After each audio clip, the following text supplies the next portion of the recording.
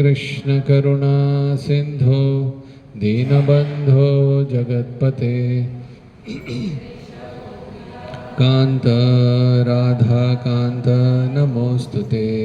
तप्त कांचन गौरांगी राधे वृंदावनेश्वरी वृषभानुसुते देवी प्रणमामि हरिप्रिये।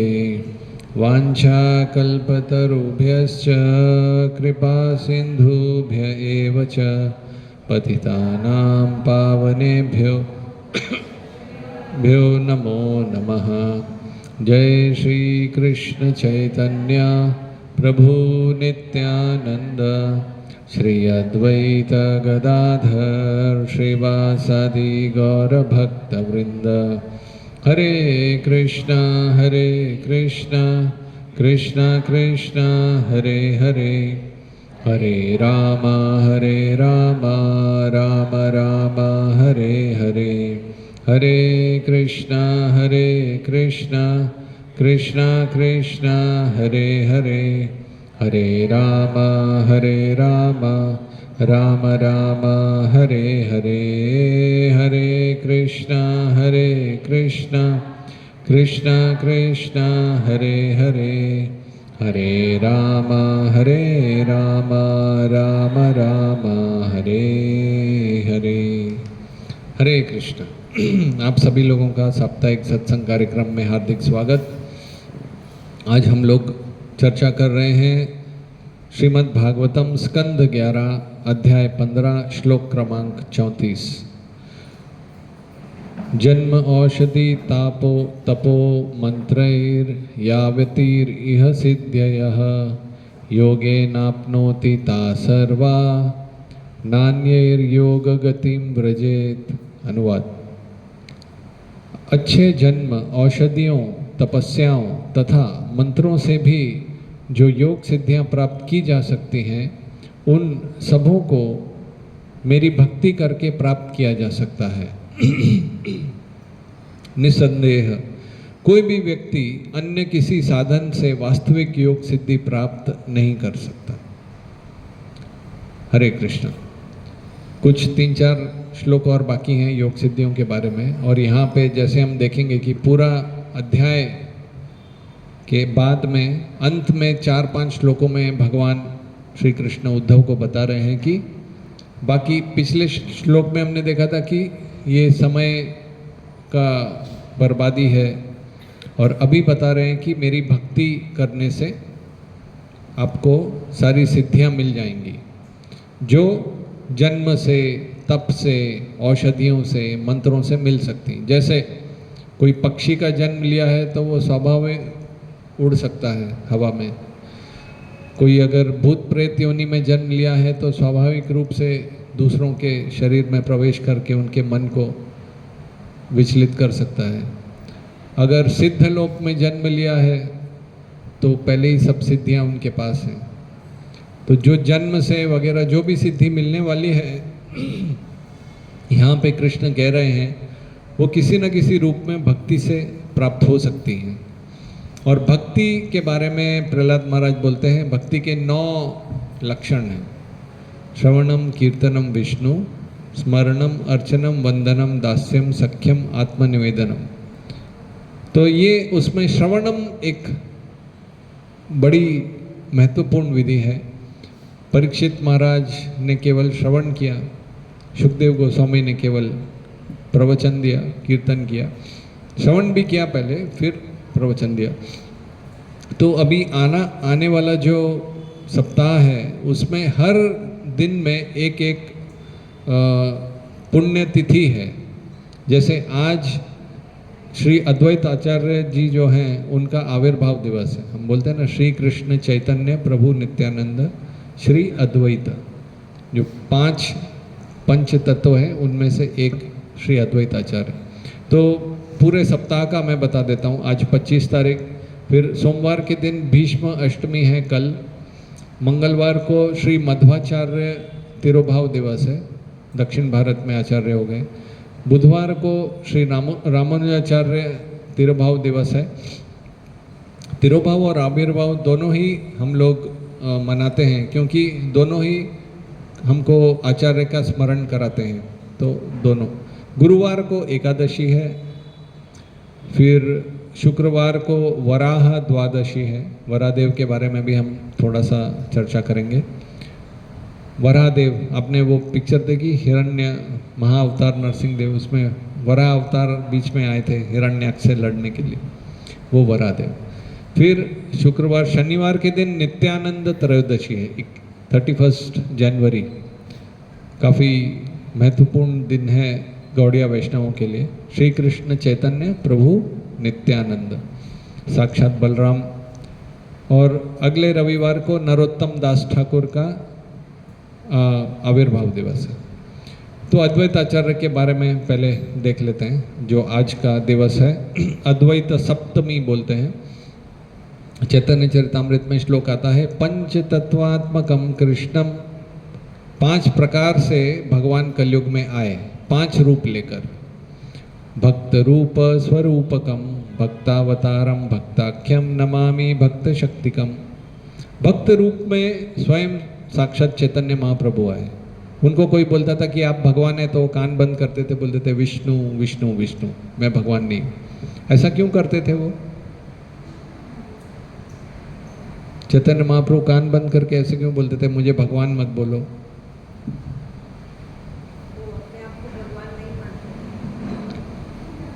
गीता में तो बोलते हैं, अहम बीज प्रदापिता, मैं ही सब कुछ हूँ, अहम सर्वस्य प्रभवो मत्त सर्व, मुझसे ही सब कुछ आया है। तो चैतन्य महाप्रभु कान क्यों बंद करते थे?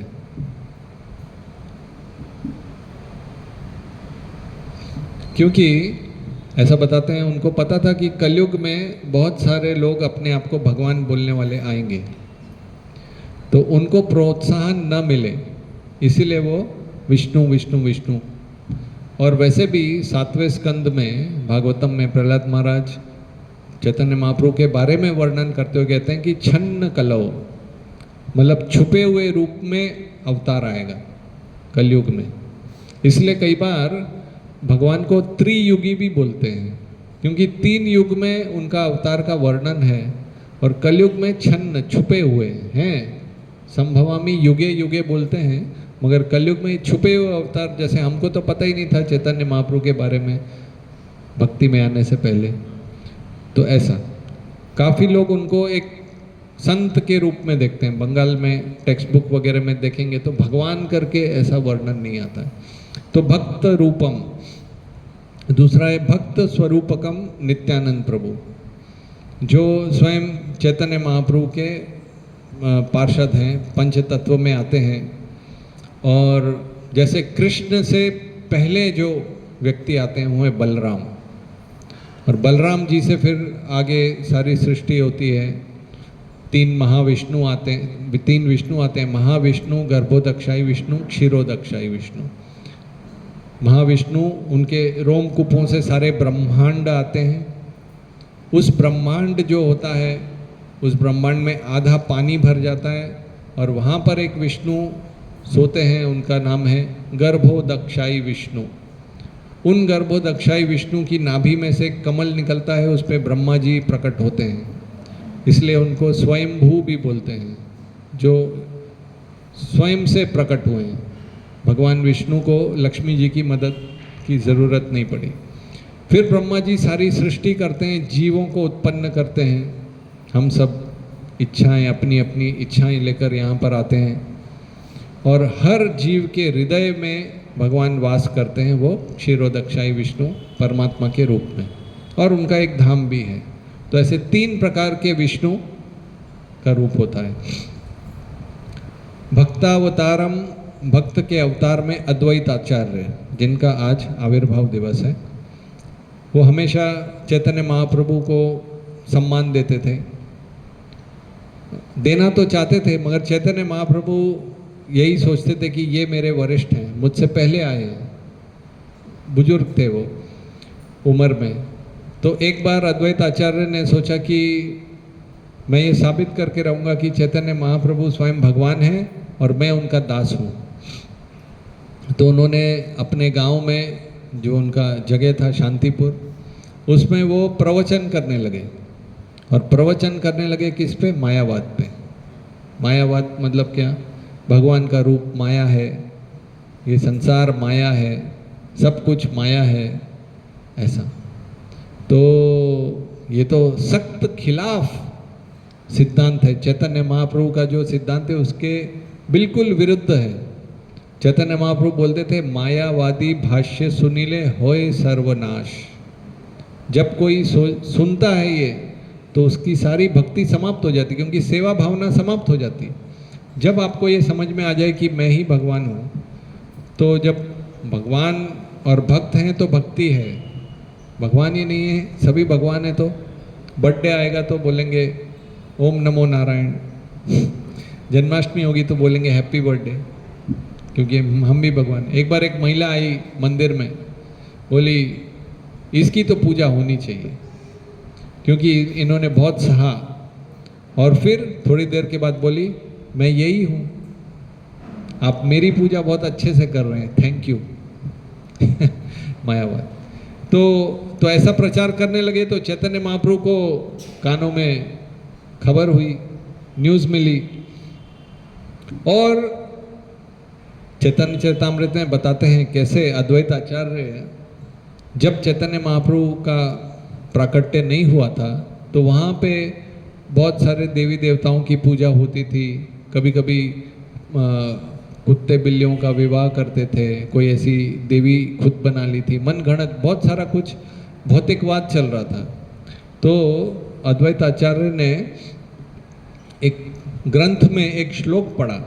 वो श्लोक ऐसा है, तुलसी दल मात्रेण, एक तुलसी का पत्ता, जल चुल्लू के नवा, एक चुल्लू भर पानी और थोड़ा सा तुलसी भगवान को अगर अर्पण करें, विकृणीते स्वयं आत्मानम भक्तेभ्यो भक्तवत्सल, तो भगवान अपने आप को बेच देते हैं केवल एक तुलसी और चुल्लू भर पानी में। तो जब उन्होंने ये गौतमीय तंत्र में श्लोक पढ़ा तो अद्वैत आचार्य अपनी शालिग्राम शिला जो थी उनको ऐसे तुलसी अर्पण कर करके क्रंदन करते हुए रोते हुए भगवान को बुला रहे थे। तो उनकी पुकार सुन के भगवान विष्णु स्वयं चैतन्य महाप्रभु बन के आए। तो चैतन्य महाप्रभु को ने जब देखा कि जिन्होंने मुझे बुलाया, जिनकी पुकार सुन के मैं आया, वही बोल रहे हैं कि मेरा रूप माया है, तो क्रोधित हो गए। और जैसे अद्वैत आचार्य ने देखा कि दूर से चैतन्य महाप्रभु आ रहे हैं तो और जोर जोर से बोलने लगे, भगवान का रूप ये सब माया है, ऐसे जोर जोर से। तो चैतन्य महाप्रभु क्रोधित हो गए और आए उनके पास, बोले अद्वैत आचार्य अभी बताओ भगवान का रूप है कि नहीं। तो उन्होंने बोला भगवान का रूप नहीं है, ये तो सबको मालूम है, पूछने वाली क्या बात है। तो चैतन्य महाप्रभु से रहा नहीं गया, पकड़ के उनकी पिटाई करने लगे। तो पिटाई करने लगे तो उन अद्वैत आचार्य तो बूढ़े थे, उनकी पत्नी आ गई, बोली इनके प्राण चले जाएंगे, इनको मत मारो। फिर चैतन्य महाप्रभु थोड़ी देर बाद शांत हुए, एक जगह जाके बैठे, सांस ले रहे थे। अद्वैत आचार्य आए, मुस्कुराए, बोले आज आपने मुझे स्वीकार कर लिया कि मैं आपका दास हूँ, क्योंकि आप ही स्वामी ही अपने दास को इस तरह से पनिशमेंट कर सकता है। तो चैतन्य महाप्रभु ने बोला अरे मैं तो फंस गया। तो ऐसा, तो वो हमेशा उनकी यही, इसीलिए उनका नाम है अद्वैत। अद्वैत मतलब वो भगवान से अलग नहीं है, सेम है, मगर आचार्य, वो लोगों को भक्ति कैसे करना है वो सिखाते हैं। तो उनके बारे में थोड़ा सा बताया। बहुत सारी कथा है, आज हम लोग को आने वाले पूरे 7 दिन का सिलेबस कवर करना है कुछ आधे घंटे में। तो आगे भीष्मदेव हैं, कल सोमवार को तो महाभारत के में भीष्मदेव की कथा आती है, कई बार मैंने बताई भी है। मत्स्यगंधा करके एक युवती थी, वो भी किसी ने उसको छोड़ दिया था, तो मछुआरों के साथ रहती थी। पराशर मुनि को लेके जा रही थी। पराशर मुनि ने देखा कि संकेत हो रहा है कि कोई विशेष आत्मा का जन्म मुझसे होना चाहिए, तो साथ में कोई मत्स्यगंधा होना चाहिए। तो मत्स्यगंधा, उसके शरीर से मछली की जैसी दुर्गंध आती थी। तो 3-4 उसने प्रश्न पूछे कि हम लोग ऐसे पानी में नौका के बीच में, बोला नहीं। ये तो उन्होंने एक द्वीप बना दिया। फिर बोला सब लोग देख रहे हैं, तो उन्होंने एक कोहरा बना दिया। और बोला कि मैं तो कन्या हूँ, युवती हूँ। बोला नहीं, आपका कन्यात्व वैसा ही रहेगा, क्योंकि अभी ये पुत्र आना चाहिए, दिव्य पुत्र व्यासदेव। तो इस तरह से उन्होंने कुछ, और व्यासदेव जैसे उत्पन्न हुए तुरंत बड़े हो गए, उठकर जाने लगे।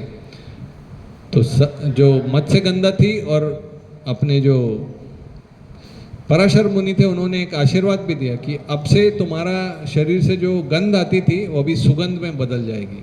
जो हिरण के नाभि से जो, उसको क्या बोलते हैं, कस्तूरी जैसी खुशबू आएगी। तो उसके बाद ऐसा ही हुआ, तो नाम आगे फिर सत्यवती हो गया। तो वो पूछने लगी व्यासदेव को कि आप जा रहे हो तुरंत, अभी मुझे आसक्ति हो गई, पहले आसक्ति नहीं थी। व्यासदेव ने बोला जब आप जरूरत होगी तो मुझे बुला लेना, तब मैं तुरंत प्रकट हो जाऊंगा। और फिर आगे कथा हुई। देवलोक में एक गंधर्व थे, वसु थे, अष्ट वसु। तो उसमें से एक वसु थे, तो उन्होंने वशिष्ठ मुनि की गाय को चुराने की कोशिश करी, और बाकी भाई जो थे वसु, वो उन्होंने भी साथ दिया। तो उनको शाप मिला यहाँ पे आने का, और कुछ कारणवश गंगा देवी को भी शाप मिला था नीचे आने का। तो यहाँ पर आकर वो एक राजा बने, महाविश। और महाविश राजा का फिर गंगा देवी से आकर्षण हुआ। गंगा देवी ने एक शर्त रखी कि मैं जो भी करूँगी मुझसे कुछ पूछना मत। तो बोले ठीक है। तो ऐसे करके 7 वसु जो उनके जन्म हुए वो उन्होंने नदी में डाल दिए। तो ये जो उनके पिताजी थे, तो उनको बड़ा दुख हुआ। 8वें पे उन्होंने प्रश्न पूछ ही लिया कि ऐसा क्यों कर रही हो। तो उन्होंने बोला कि ये 8वें वसु हैं, और चूंकि आपने प्रश्न पूछ लिया है, अब मैं नदी में नहीं डालूंगी। और वो थे गंगा पुत्र भीष्म। उनको पूरी ट्रेनिंग दी। आगे चल के उन्होंने कुरुक्षेत्र युद्ध में कृष्ण के विपक्ष में खड़े हुए। और संक्षिप्त में बताया जाए तो एक दिन दुर्योधन उनके पास आया, बोला कि आप अपने पांडवों से ज़्यादा प्रेम करते हो, आप इतने बड़े योद्धा हो, आप चाहो तो एक दिन में सब समाप्त कर सकते हो। ऐसा शब्दों के बाण मारे। तो भीष्म पितामह ने बोला ठीक है, ये लो 5 बाण, ये कल मुझे देना, मैं सभी पांडवों का सफाया कर दूंगा। तो दुर्योधन ने बोला मुझे दे दो, लेके चला गया, सो गया। और अर्जुन उधर सो रहे थे अपने कैंप में, और कृष्ण जो है चक्कर लगा रहे। उठाया अर्जुन को, क्या सो रहे हो, उधर तकलीफ हो गई है। अर्जुन ने बोला जब आप हैं तो क्या तकलीफ है। बोला तकलीफ है, जाओ दुर्योधन से मांगो और 5 बाण मांग के लाओ। लेके आ गए दुर्योधन से 5 बाण। दुर्योधन ने सोचा भीष्म पितामह और 5 बना लेंगे। तो सुबह जब भीष्म पितामह ने बोला लाओ, बोला वो तो अर्जुन लेके चला गया। तो उन्होंने तब प्रतिज्ञा की कि क्योंकि कृष्ण ने मेरी प्रतिज्ञा तोड़ी है, वो वीर रस में थे, तो मैं भी कृष्ण की प्रतिज्ञा तोड़ूंगा। या तो आज अर्जुन अपनी जान गंवाएगा, या कृष्ण को कुछ ना कुछ ये उठाना पड़ेगा, अस्त्र शस्त्र उठाना पड़ेगा। कृष्ण ने बोला था मैं केवल सारथी का कार्य संभालूंगा, अस्त्र नहीं उठाऊंगा। तो इस तरह से भीष्म पिता ने इतना घमासान युद्ध किया कि अर्जुन बिल्कुल जाने वाला था। तो उसी समय फिर कृष्ण को क्रोध आ गया, वो नीचे उतरे और रथ का पहिया उठा लिया। उसको बोलते पाणी मतलब हाथ, रथांग पाणे। और पहिया उठा के भीष्म पितामह की तरफ भागे। और जैसे ही भीष्म पितामह ने देखा कि कृष्ण क्रोध में भाग रहे हैं, उनकी आंखें ऐसी लालिमा जैसी हैं, उनके केश धूल से भरे हैं, उनके वदन पे, उनके मुख पे श्वेत चिन्ह हैं, और उनकी शॉल जो है वो गिरती जा रही है। और जब अर्जुन ने देखा कि कृष्ण अपना जो प्रॉमिस है वो तोड़ रहे हैं, तो कृष्ण के पैर पकड़ लिए। मगर कृष्ण इतने क्रोध में थे कि वो अर्जुन को खींचते हुए ले गए, दौड़ते हुए। और भीष्म पितामह ने सारे अस्त्र शस्त्र त्याग दे, बोले स्वामी आ जाओ, मार दो। और फिर अगले दिन, उस दिन कुछ हुआ नहीं, सूर्यास्त हो गया। फिर कृष्ण ने पांडवों को बोला जाओ, भीष्म पितामह को इच्छा मृत्यु का वर था, अब जाके खुद ही पूछो कि आपको हम कैसे मार सकते हैं। फिर भीष्म पितामह ने बताया कि मैं तो इस प्रश्न का इंतजार कर रहा था कि कब आप लोग आओगे और पूछोगे कि हम आपको कैसे मार सकते हैं। पांडव तो रोते हुए पूछ रहे थे, मगर उन्होंने बताया शिखंडी अगर सामने खड़ा होगा, क्योंकि मैं उसको स्त्री समझता हूँ, तो मैं अपने शस्त्र नहीं उठाऊंगा, तो अर्जुन उसके पीछे से मुझे चला सकता है अस्त्र। तो इस तरह से फिर भीष्म पितामह युद्ध रणभूमि में गिर गए, खूब सारे बाण उनके शरीर में लगे और वो ऐसे ही काफ़ी समय तक पड़े रहे युद्ध भूमि पर, और युद्ध समाप्त हुआ। फिर एक दिन कृष्ण अपने आँखों में अश्रु लिए और उनके पुलक जो है खड़े हो रहे थे रोम, और वो बहुत विचार में थे। युधिष्ठिर महाराज आए, क्या हुआ? बोले मेरा एक भक्त मुझे याद कर रहा है, मुझे जाना चाहिए।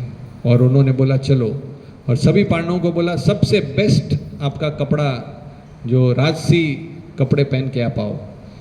और क्यों? क्योंकि उस समय एक ये भी था कि युधिष्ठिर महाराज को एक बहुत ग्लानि हो रही थी कि मेरे लिए, मेरी वजह से इतने लोगों का वध हुआ, इतने लोगों का संहार हुआ, केवल मुझे राज्य देने के लिए। उनको काफ़ी संतों ने समझाने की कोशिश की, कृष्ण स्वयं समझाने की कोशिश की, नहीं ये धर्म युद्ध था, नहीं समझे युधिष्ठिर महाराज। फिर तो भीष्म पितामह के पास वो लोग आए, और भीष्म पितामह ने जब कृष्ण को देखा तो उन्हें बोला ये ही भगवान है। पांडवों को बताया ये स्वयं साक्षात भगवान है। और इस तरह से ये इससे बात पता चलती है कि वो भी भक्ति हैं, कृष्ण के विपक्ष में थे, मगर केवल दिखा रहे थे। अगर सचमुच वो उनके प्रतिद्वंदी होते, उनके दुश्मन होते, तो कृष्ण के लिए वेट नहीं करते। और इस तरह से एक समय पर जब उत्तरायण हुआ, सूर्य उत्तर दिशा की तरफ गया, तो उन्होंने बोलना बंद कर दिया, अपनी आँखों से कृष्ण के रूप को देखा और बोला हमेशा मुझे वही रूप याद आए जो आप रथ का पहिया लेके मेरे सामने भाग रहे थे, आपकी शॉल गिर रही थी। और इस तरह से उन्होंने बोलना बंद किया और प्राण त्याग दिए। तो ये भीष्मदेव महाजन है, भीष्मदेव पितामह की जय। फिर मंगलवार को मध्वाचार्य जी का उनका तिरोभाव दिवस है। मध्वाचार्य ये साक्षात भीम, वायुपुत्र, हनुमान जी, इन सब के अवतार माने जाते हैं। आज से तकरीबन 800 वर्ष, 700, 750, 800 वर्ष पहले उनका आविर्भाव हुआ था। दक्षिण भारत के आचार्य हैं, उडुपी में उनका जन्म हुआ था। उनके पिता का नाम था मध्यगेय भट्ट, माता का नाम था वेदवती देवी। और वायु और भीम के अवतार है, तो काफ़ी शक्तिशाली थे। भूख भी वैसी लगती थी उनको। एक बार उनकी माता कुछ काम से बाहर गई, तो उनको भूख लगी, रो रहे थे वो, तो उनकी बहन ने थोड़ा वो जो घोड़ों को चना देते हैं वैसा वो एक चने की थैली रख दी, बोरी रख दी, और थोड़ी देर में देखा तो पूरी बोरी खाली कर दी उन्होंने चने खा के। माता को डर लगा इसका तबीयत तो खराब नहीं हो जाएगा, बोला कुछ नहीं होगा, सब ठीक हो जाएगा। एक बार उनके पिताजी का कर्ज था, कुछ पैसे लिए थे किसी से, तो जिसने पैसे दिए थे वो आके उनके घर पे बैठ गया। और पहले का कुछ ऐसा था कि अगर जो अतिथि है वो प्रसाद नहीं लेगा तो घर वाला भी नहीं ले सकता। तो इस तरह से वो घर के सामने बैठ गया, जब तक मुझे नहीं मिलेगा। तो अभी आजकल तो बोले नहीं खा तो जल्दी मर जा, अच्छा है। तो वो पिताजी भी नहीं खा पा रहे, बड़े दुखी थे। तो मध्वाचार्य पीछे गए, कुछ घर के पीछे इमली के बीज लेके आए, बोले ये लो आपकी कितनी मुद्राएं हैं, तो इमली के बीज दे दिए उसको। बोले बच्चे क्या दे रहे हो? इमली के बीज। बोला ठीक से देखो। ठीक से देखा तो सोने की मुद्राएं थी। तो मध्वाचार्य की एक बार मध्वाचार्य जब छोटे थे तो 11 साल की उम्र में उनको सन्यास लेने की इच्छा हुई। तो सन्यास लेने के लिए वो गए अपने माता पिता से परमिशन लेने के लिए। तो माता पिता ने बोला नहीं।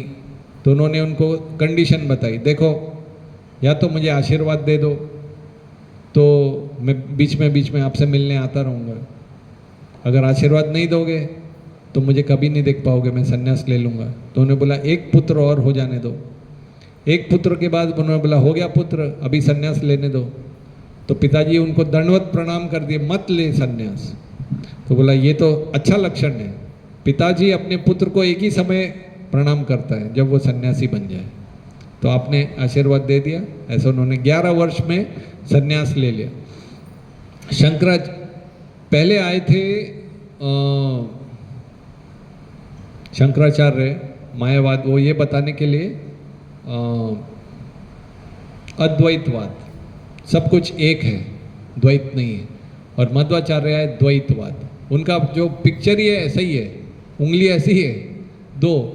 वो बोलते हैं जीव और जीव फर्क, जीव और प्रकृति दो, जीव और भगवान दो, भगवान और प्रकृति दो, सब चीज दो, कुछ सेम है ही नहीं। वो उनका फोटो ही ऐसे ही है। ऐसा नहीं कि हम सब एक जीव दूसरे जीव से अलग है, जीव भगवान से अलग है, जीव प्रकृति से अलग है, प्रकृति भगवान से अलग है, सब अलग ही अलग है। तो दो उनका है, द्वैतवाद उनका था।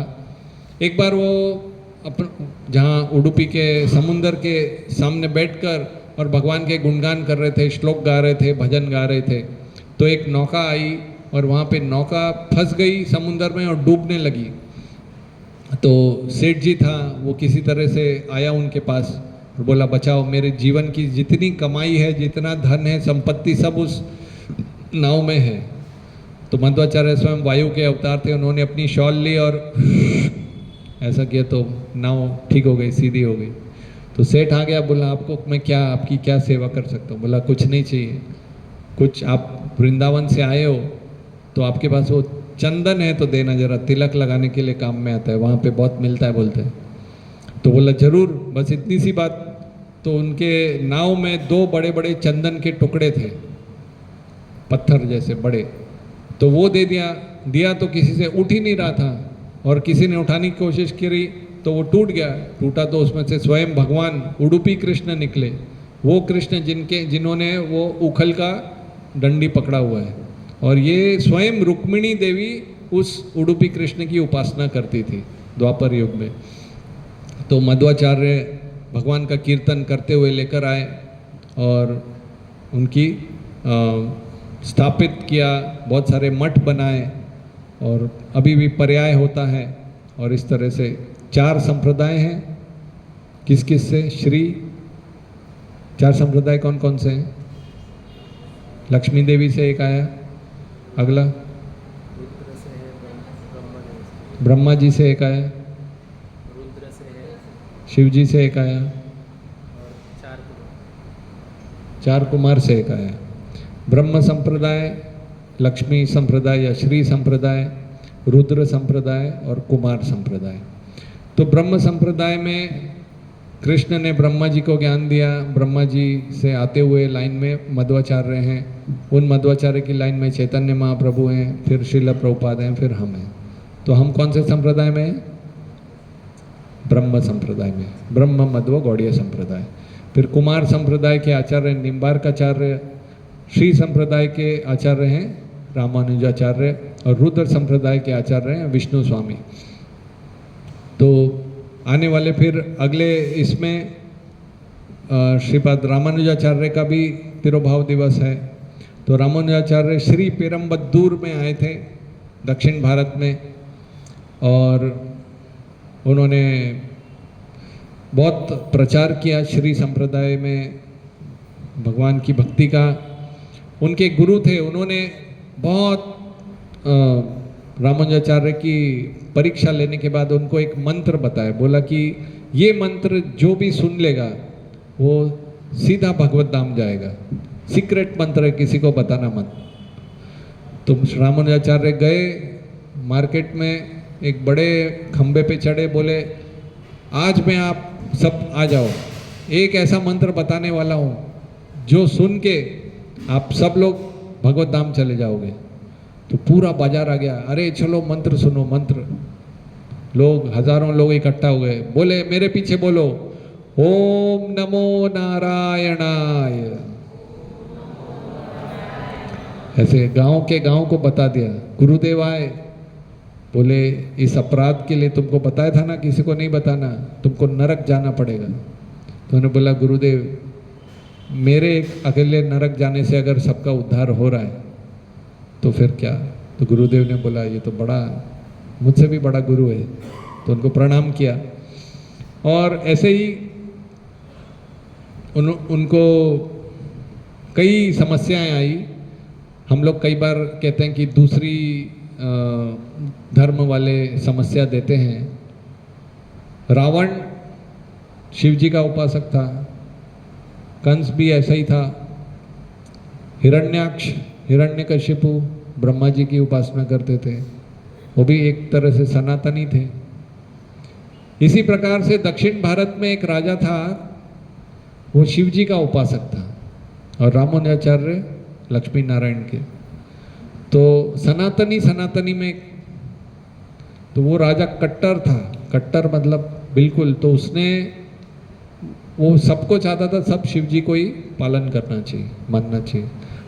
तो उन्होंने भेज दिया कुछ सैनिकों को रामानुजाचार्य को पकड़ के लाने के लिए, क्योंकि वो बहुत प्रचार कर रहे थे।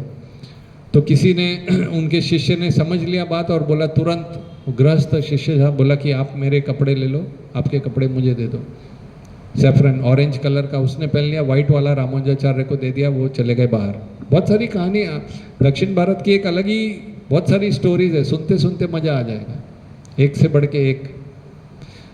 तो फिर उनको ले गए, शिष्य को ले गए और विचार विमर्श हुआ, शास्त्रार्थ हुआ। तो पंडित थे, उन्होंने एक बार में ही सबको हरा दिया। फिर उन्होंने बोला देखो अभी मान जाओ, बताओ शिव बड़े कि कृष्ण बड़े।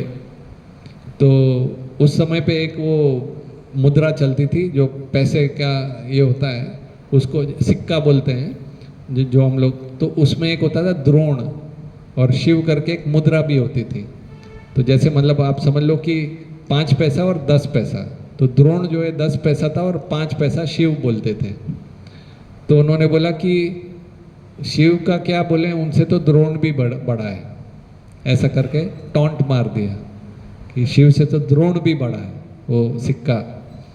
तो वो जो राजा था उसने बोला आप मृत्यु के लिए रेडी हो जाओ। बहुत उसने गरम गरम आँख में सलाई डाल दिया और फिर ऐसे छोड़ दिया। फिर भगवान को याद करके प्राण चले गए। तो रामानुजाचार्य का बहुत सारा कहानी है। एक बार उन्होंने प्रसाद लिया और तालाब में हाथ धोया तो कुछ मछली ने वो खा लिया, तुरंत चतुर्भुज लेके वो विष्णुदूत बन के चली गई। तो रामानुजाचार्य के शिष्यों ने बोला गुरुदेव हम तो रोज ही आपका प्रसाद लेते हैं, हमारा तो कुछ हो ही नहीं रहा। तो उन्होंने बोला देखो आप लोग चॉइस करते हो, गुलाब जामुन ये अच्छा है, ये करेला अच्छा नहीं, ये है, आप चॉइस करते हो। मछली ने वो नहीं देखा, उसने जो देखा वो तुरंत कटक। तो इसलिए आप चॉइस करोगे, महाप्रसाद के जैसा नहीं देखोगे, तो इसलिए फिर आपको उतना फायदा नहीं होगा ऐसा।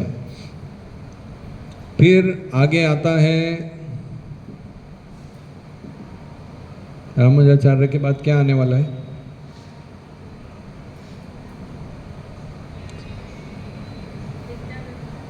एकादशी। गुरुवार को एकादशी है, शुक्रवार को वरा द्वादशी है। और आप लोग याद रखो तो मैं फिर आगे बोल पाऊंगा ना। शुक्रवार को वरा द्वादशी और शनिवार को नित्यानंद त्रयोदशी। तो अभी एकादशी तो सब जानते हैं, उसके बारे में क्या बोलूँ। अब मैं वरादेव के बारे में थोड़ा सा बता देता हूँ। वरादेव के दर्शन तो आप लोगों ने उसमें कर ही लिए होंगे पिक्चर में। तो कई लोग जो बाहर से भारत के बारे में स्टडी करने के लिए आए, इतिहासक इंडोलॉजिस्ट, तो उन लोगों ने देखा भारत में लोग हर प्रकार के भगवान की पूजा करते हैं। मनुष्य के रूप में भी करते हैं, पत्थर के रूप में भी करते हैं, मछली के रूप में भी करते हैं, और शुकर के रूप में भी करते हैं, और आधा मनुष्य और आधा जानवर के रूप में भी करते हैं। इन्होंने तो हद पार कर दी, उनको समझ में नहीं आता था। उनके धर्म में तो बताया था कि बर्निंग बुश करके एक था, कि एक ऐसा पौधा जो जल रहा है वो भगवान है, या तेज रोशनी भगवान है। तो उनको बड़ा अचरज होता था। तो उसके बारे में ऐसा बताया जाता है कि जैसे एक व्यक्ति था, उसने कभी जीवन में सोना नहीं देखा था, स्वर्ण नहीं देखा था। तो वो राजा के पास गया, बोला मुझे स्वर्ण दिखा दो, सोना। राजा ने बोला ठीक है। एक मंत्री को बोला जाओ लेके जाओ। तो मंत्री उनको एक सीढ़ी से लेके गया, ऊपर के कमरे में लेके गया, ताला खोला, ताले के अंदर लेके गया, फिर एक लॉकर खोला, लॉकर के अंदर ये खोला, फिर देखा, बोलो ये सोना है। जब उसने देखा सोना है तो उसको समझ में आया कि ये तिजोरी भी के अंदर जो सामान है सोना है, तिजोरी सोने की है, उसका कबाड़ सोने का है, दरवाज़ा सोने का था, ताला भी सोने का था, सीढ़ी भी सोने की थी, सब सोने का था। तो उस प्रकार से व्यक्ति को पता होना चाहिए कि भगवान कौन है, भगवान की परिभाषा क्या है, तब तो जाके वो समझ पाएगा कि भगवान ऐसे रूपों में क्यों आते हैं। जैसे कोई सर्कल बनाएगा गोल, और हम बोलेंगे ये सर्कल है, तो बोलेगा ये सर्कल कैसे? कहने का मतलब कि उसको पता तो होना चाहिए भगवान कौन है। अगर आप सोना खरीदने जा रहे हैं, आपको पता नहीं सोना है, तो कोई पीतल देगा आपको। तो इसलिए भगवान की परिभाषा ये है। तो इसीलिए परीक्षित महाराज ने जब सुना कि मत्स्य अवतार के बारे में वर्णन, भगवान मछली के रूप में आए, तो उन्होंने एक श्लोक, उन्होंने प्रश्न पूछा कि यदर्थम अद्धाद रूपम, भगवान ऐसे रूप क्यों लेते हैं, निचले रूप। मत्स्य लोकम जुगुप्सितम, जो लोग जिसको बहुत ही निचली योनि मानते, पशु योनि मतलब बहुत नीचे। तमो प्रकृति दुर्मश्रम, जैसे कि तमोगुण में आ गए भगवान। और कर्मग्रस्त इवेश्वर, जैसे कर्मों की गति से प्राणी बनना कितना कम योनि मानी जाएगी, क्योंकि उसको पता ही नहीं है क्या है क्या नहीं है। चींटी बन जाए, मछली बन जाए, उसको कुछ नहीं पता भक्ति के बारे में, धर्म के बारे में, आत्म साक्षात्कार के बारे में। तो सुखदेव गोस्वामी उनको बताते हैं उच्च अवशेषु भूतेषु। ऐसा होगा कि कभी आप देखेंगे भगवान मनुष्य के रूप में आए, उच्च रूप में आए, या अवशेष पशु के रूप में आए, भूतेषु अलग अलग। चरण वायुर इवेश्वर, जैसे कि वायु है, हवा, वो हमेशा निर्लिप्त रहती है। किसी कचरा पट्टी के ऊपर से जाएगी तो भी निर्लिप्त है। वही हवा गुलाब के बगीचे के बीच में से जाएगी तो निर्लिप्त है। तो उन्होंने ऐसा जवाब दिया कि न उच्च अवचट्टम भजते, भगवान को कोई फर्क नहीं पड़ता इस सब से। निर्गुणत्वाद धियो गुणे, वो 3 गुणों से परे हैं, ऐसा उन्होंने उत्तर दिया। तो प्रश्न पूछना ये भी बहुत महत्वपूर्ण है। वरियानेश, सुखदेव गोस्वामी बोलते हैं परीक्षित महाराज को, वरियानेशते प्रश्न, आपका प्रश्न बड़ा बढ़िया है, क्योंकि उससे सबका हित होता है। तो प्रश्न, तो ऐसा बताया जाता है ब्रह्मा जी के एक दिन में 14 मनु आते हैं। ब्रह्मा जी के एक दिन में 14 मनु आते हैं, और उन अलग अलग मनुओं में जो वराह रूप है, वो ब्रह्मा जी के एक जो पहला मनु होता है, मैं पहले 14 मनुओं के नाम पढ़ देता हूँ आपको, तो फिर कनेक्शन लगेगा। पहला है स्वयंभुव मनु, स्वयंभुव टोटल एक साथ पढ़ देता हूँ। दूसरा स्वरचिश, तीसरा औत्तमी, चौथा तामस मनवंतर, 5वां रैवत, ऐसे करके 14 हैं। तो वराहदेव स्वयंभू मनु में एक बार आते हैं, एक ही दिन में 2 बार आते हैं।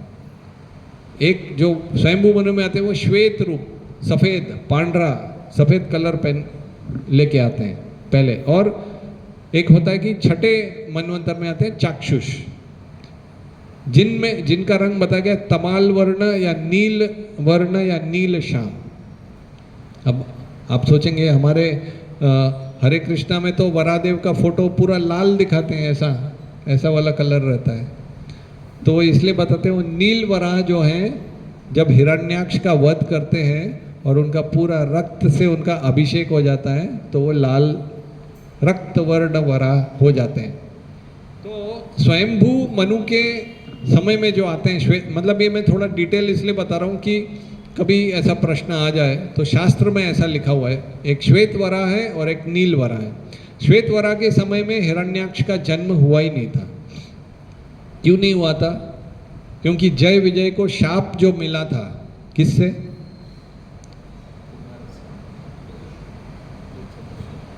चतुष्कुमार ने। तो चतुष्कुमार जो थे वो शाप उन्होंने 5वें मनवंतर में दिया था कि जय विजय ने क्या किया था, जब उन्होंने देखा कि 4 कुमार बिना कुछ कपड़े ऐसे बच्चे के जैसे वैकुंठ लोक में आए तो द्वारपाल, आप मंदिरों में देखते होंगे ना 2 द्वारपाल खड़े रहते हैं, वो जय और विजय हैं, गदा लेके रोकते रहते हैं। तो 4 कुमार साधारण बच्चे नहीं हैं, वो संत हैं बहुत महान। तो उन्होंने तुरंत बोला आप वैकुंठ में खड़े हो, वैकुंठ के द्वार पर, और आप भेद कर रहे हो कि कौन बच्चा है, कौन बड़ा है, कौन ज्ञानी है, कौन अज्ञानी है। ऐसा ये जो आपका भाव है ये वैकुंठ के लायक नहीं है, तो हम आपको शाप देते हैं कि आप जाके असुर बन जाओ, वैकुंठ के लायक नहीं। तो ये जो शाप 4 कुमारों ने दिया, तो जय और विजय वो हिरण्यकश्यपु और हिरण्याक्ष बन के सुपर पावरफुल राक्षस बने। अंदर का भाव ये है कि भगवान के वैकुंठ लोक में सब नमस्कार करते हैं। भगवान को भी थोड़ा वीर रस का आस्वादन करने की इच्छा होती है। तो भगवान के सामने छोटे मोटे असुर तो टिक ही नहीं सकते, वो तो खाली एक सुनामी आ जाएगी, एक बरसात हो जाएगी, उसी से मर जाएंगे। तो स्वयं भगवान के भक्त को भेजते हैं, वो जय विजय को भेजा हिरण्याक्ष हिरण्यकशिपु बनने के लिए। मगर एक और शास्त्र की दृष्टिकोण से समझना आवश्यक है। प्रहलाद के पिताजी कौन? प्रहलाद महाराज हिरण्यकशिपु। तो हिरण्यकशिपु वो जय विजय बने, उनको शाप मिला, तो इसीलिए संतों का और उनके पुत्र बड़े भक्त बन गए। क्यों? क्योंकि पुत्र को नारद मुनि का आशीर्वाद मिला था और जो पिताजी थे उनको शाप मिला था। तो भक्तों का आशीर्वाद रखना जीवन में बड़ा ही आवश्यक है। तो इस तरह से 2 वराह हैं, और ये लघु भागवतामृत में रूप गोस्वामी ये बताते हैं कि 2 वराह हैं। और वो ये भी बताते हैं कि जिस तरह से ब्रह्मा जी के एक दिन में 2 वराह आते हैं, एक श्वेत वराह एक नील वराह, उसी प्रकार से वामन देव एक दिन में 3 बार आते हैं। हमने जो कथा सुनी है कि वामन देव बलि महाराज का जो गर्व है वो कम करते हैं। अगली लीला में एक दूसरे राजा हैं, उनका नाम है दुंदु, उनका अभिमान कम करते हैं। और एक लीला है उसमें वास्कली बोल के हैं, वो बलि महाराज के दूसरे रूप, वो वामन देव आते हैं। तो ये सब अलग अलग रूप में शास्त्रों में बताया गया है।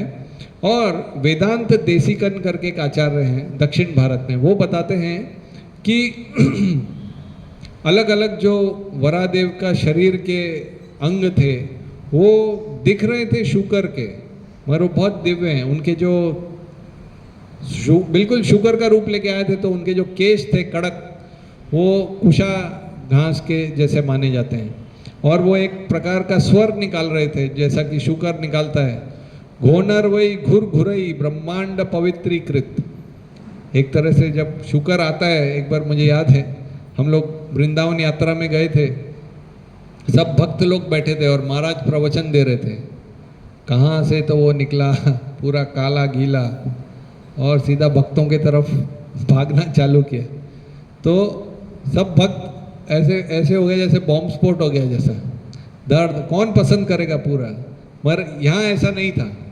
यहाँ पे बताते हैं जब वो वरादेव आए और उन्होंने पानी में से बाहर निकल के अपना शरीर जब हिलाया, तो संतों के ऊपर जब वो पानी गिरा तो उनको लगा शुद्ध गंगा का स्पर्श हो रहा है, शुद्ध हो गए। हम में से कितने लोग हैं ऐसा? अगर कोई शुगर दूर से भी आ जाए तो हम थोड़ा दूर जाके खड़े हो जाएं, कहीं इधर आके ना झटका मार दे, ऐसा। और तो इस तरह से उनका स्वर था।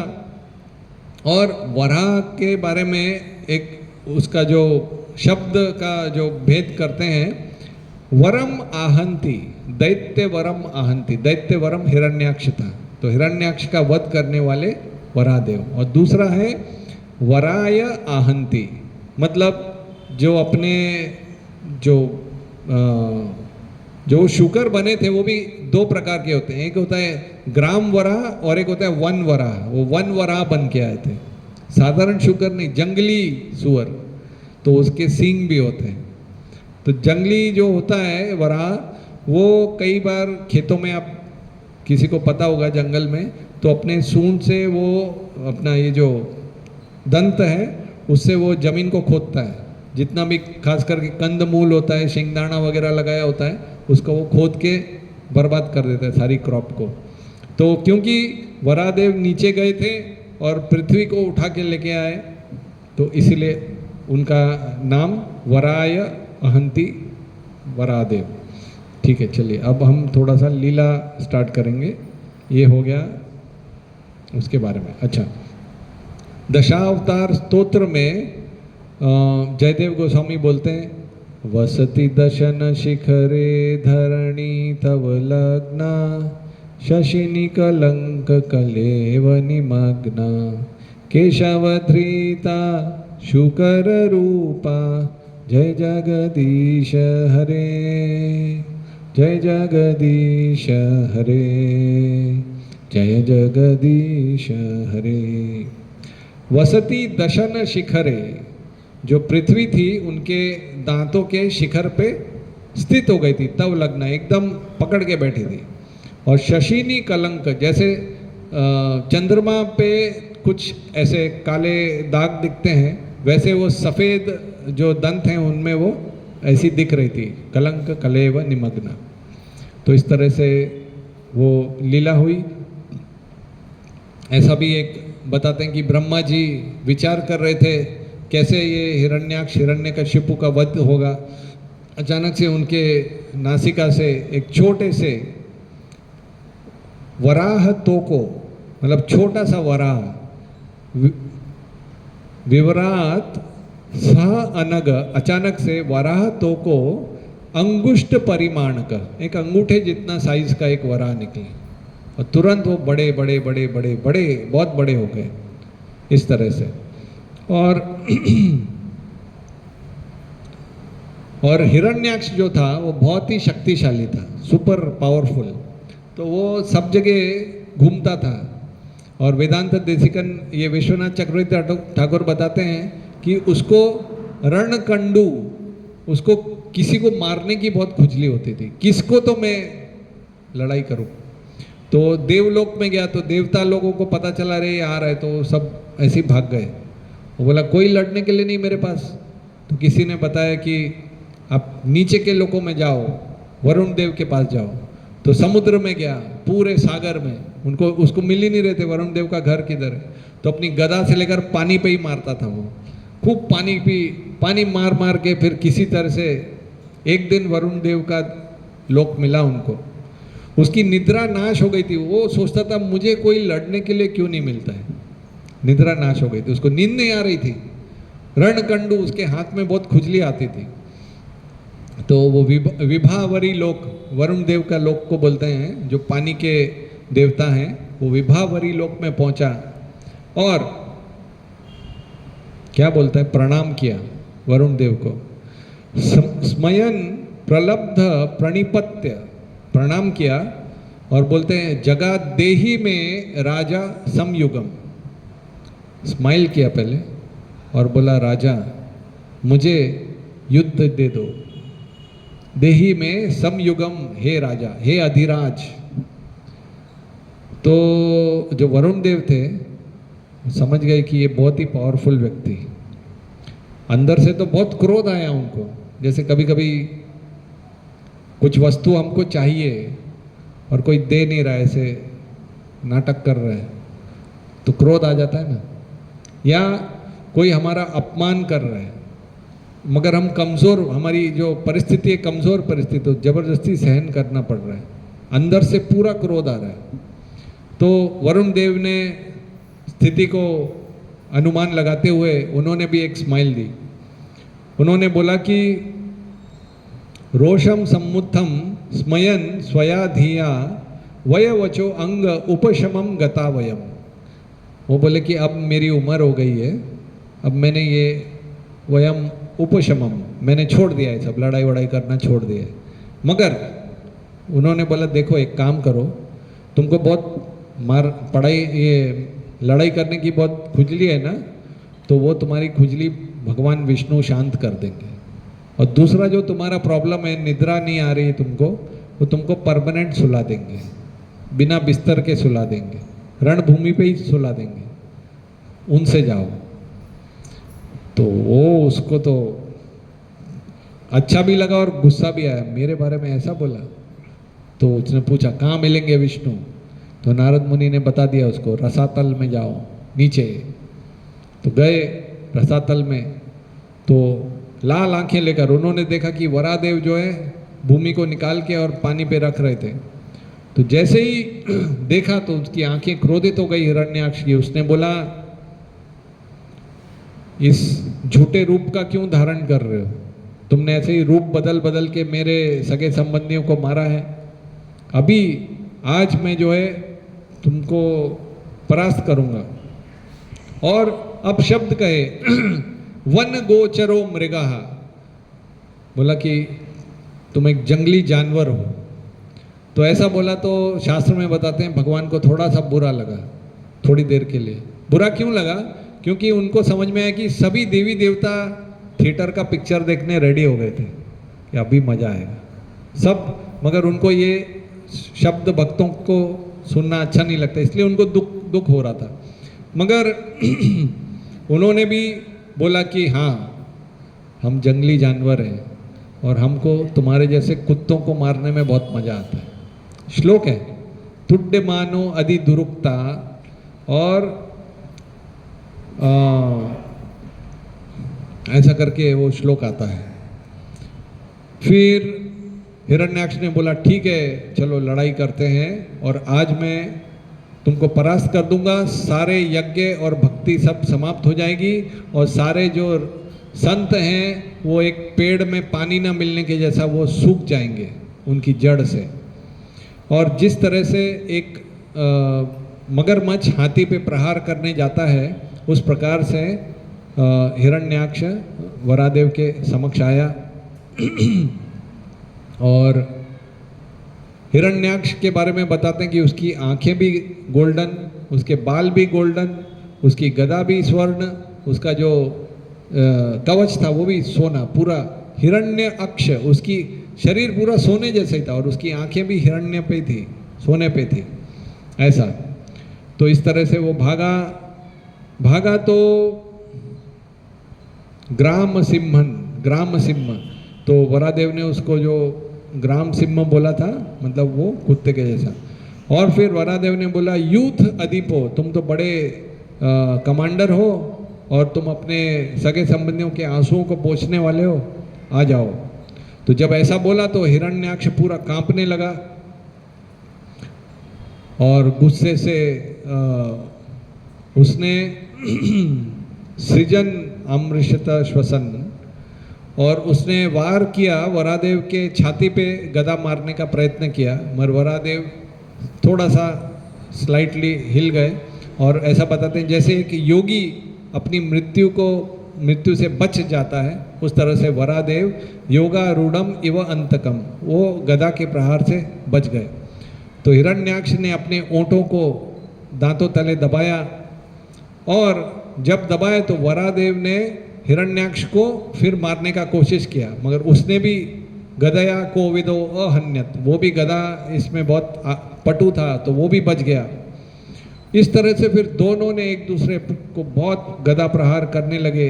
ऐसा बताते हैं जैसे दो बैल एक गाय के लिए लड़ते हैं, तो उनके शरीरों पे चोट आने लगी, और वो खून का जो एक महक आती थी, तो उनको और भी दोनों का क्रोध बढ़ते गया। और फिर ब्रह्मा जी ने बोला कि प्रार्थना करी कि कृपया अभी हरा दो, क्योंकि एक मुहूर्त है, अभिजीत मुहूर्त, वो दोपहर में चालू हुआ था, अभी वो समाप्त होने वाला है और संध्या समय में असुर लोग ज़्यादा शक्तिशाली हो जाते हैं, तो आप कृपया करके इस हिरण्याक्ष को समाप्त करिए। तो वरादेव ने जब सुना ब्रह्मा जी की प्रार्थना तो जोर से हंसे वो, बोले क्या, उनको लगा कि किससे क्या बात कर रहे हैं, तो ऐसा हंसे। फिर उसके बाद उन्होंने थोड़ा प्रेम से भी देखा ब्रह्मा जी को, और उसके बाद हिरण्याक्ष ने जब प्रहार किया तो वरादेव की गदा छूट गई, जमीन पे गिर गई ऐसी। तो हिरण्याक्ष मगर वो युद्ध के जो नियम थे वो पालन करता था, तो ऐसा रुक गया वो, क्योंकि जब शस्त्र हाथ में नहीं तो प्रहार नहीं करते। रुक गया और स्माइल देने लगा, जैसे क्या हुआ, ये क्या हो गया। तो वो स्माइल को देखकर वरादेव को क्रोध आया कि ये मतलब मुझे ऐसा दिखा रहा है। और फिर उन्होंने भी सुदर्शन ले लिया और मन्यान समृडे धर्मम विश्वक्सेनम प्रकोपयन, और हाँ, उन्होंने एक लात मारी तो हिरण्याक्ष की गदा गिर गई, लेफ्ट पैर से गदा गिर गई। तो इस समय फिर वरादेव ने डायलॉग मारा, बोला उठा लो उठा लो, फिर कोशिश करो। तो वो सुन के हिरण्याक्ष को बहुत गुस्सा आया, तो उसने बोला मैं नहीं उठाऊंगा।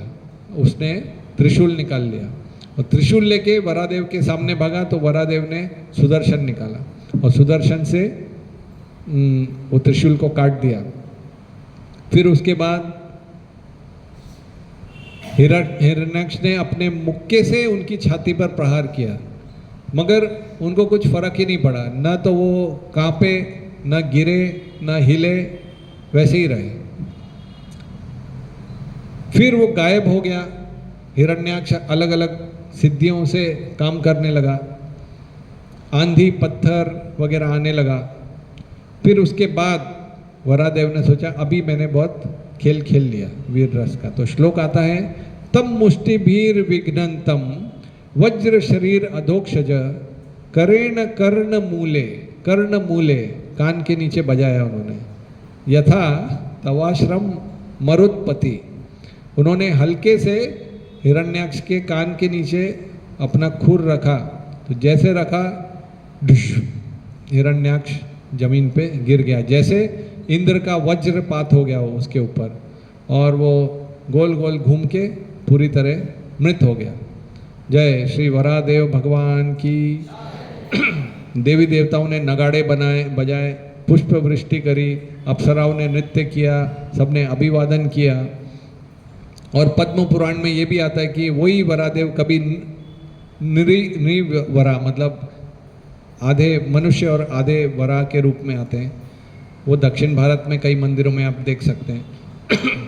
तो अंत में यही कहूँगा, कुंती देवी एक प्रार्थना करती हैं भगवान से, भवेश भवेस्मिन क्लिश्य माना नाम अविद्या काम कर्म भी श्रवण स्मरणानि करिष्यमिति केचन, कि संसार में भवे भवेस्मिन काम क्लिश्य काम कर्म भी, अविद्या काम कर्म भी, तो हर आश्रम में हर परिस्थिति में जो भी जीव यहाँ है तकलीफ में ही है, अलग अलग इच्छाएं लेकर अलग अलग समस्याओं से वो जूझ रहा है, चाहे वो किसी भी वर्ण में हो, किसी भी आश्रम में। तो भवे भवेस्मिन क्लिश्य माना नाम, बड़ी तकलीफ हो रही है। क्यों?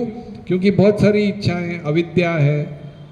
तो उसका समाधान क्या है? श्रवण स्मरण अर्हाणि।